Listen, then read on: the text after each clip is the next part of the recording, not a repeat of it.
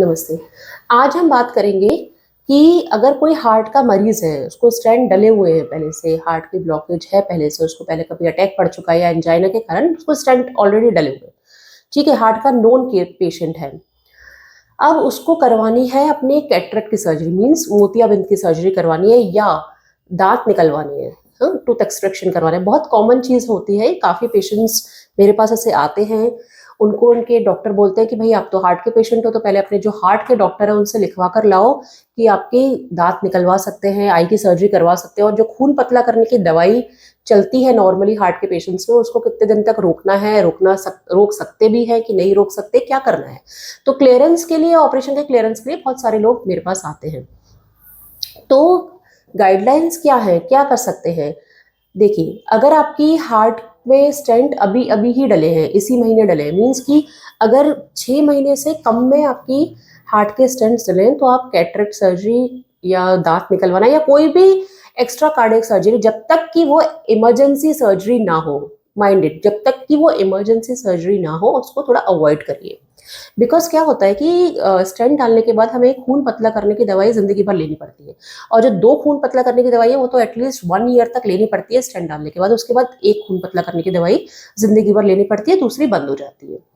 तो क्या होता है कि हम किसी भी टाइप की सर्जरी में, एक्स्ट्रा कार्डियक सर्जरी मीन्स कि मोतियाबिंद का चाहे ऑपरेशन कराना हो या आपको दांत निकलवाने हो, घुटनों का ऑपरेशन कराना हो, गॉल ब्लैडर की सर्जरी हो, कुछ भी टाइप का जो एक्स्ट्रा कार्डियक ऑपरेशन होना है, उसके पहले हमें 4 से 5 दिन तक खून पतला करने की दवाई बंद करनी पड़ती है। बिकॉज ऑब्वियसली ऑपरेशन के दौरान अगर खून पतला करने की दवाई भी चलती रहेगी तो ब्लड लॉस बहुत ज्यादा हो जाएगा। तो क्या कर अब अगर आपकी अभी स्टेंट डले हैं और आप चले गए दूसरी सर्जरी के लिए और खून पतला करने की दवाई मान लो बंद कर दी, तो क्या होगा, आपके स्टेंट को ब्लॉक होने का खतरा काफी ज्यादा होगा, आपको दोबारा से अटैक पड़ सकता है, कुछ भी प्रॉब्लम हो सकती है। तो जहां तक पॉसिबल हो, अगर कोई इमरजेंसी सर्जरी नहीं है, ऑब्वियसली इमरजेंसी सर्जरी में तो हमारे पास कोई ऑप्शन है ही नहीं, एक तरफ कुआं एक तरफ खाई वाली सिचुएशन हो जाती है, तो उसमें तो आपको इमरजेंसी सर्जरी आपको करवाना ही पड़ेगा हाई रिस्क में। लेकिन अगर इमरजेंसी सर्जरी नहीं है, प्लान करके कोई सर्जरी करवा रहे हैं, प्लान करके आंख निकलवानी है, आंख निकलवानी नहीं मीन्स मोतियाबिंद का ऑपरेशन करवाना है या दांत निकलवाना है, तो उस केस में आप अपने हार्ट के स्पेशलिस्ट के पास जाइए। वो आपका इको करेगा, ईसीजी करेगा, आपको अच्छी तरह से चेक करेगा कि अभी आप फिट हो कि नहीं हो सर्जरी के लिए, और फिर दांत निकलवाने या आंखों की सर्जरी करवाने से पहले या किसी भी टाइप की एक्स्ट्रा कार्डियक सर्जरी करवाने से पहले 4 से 5 दिन तक खून पतला करने की दवाई बंद की जाती है। देन उसके बाद सर्जरी हो जाती है, और सर्जरी के अगले दिन से अगर कोई ब्लड लॉस वगैरह नहीं है, कोई ब्लीडिंग नहीं हो रही है, तो फिर से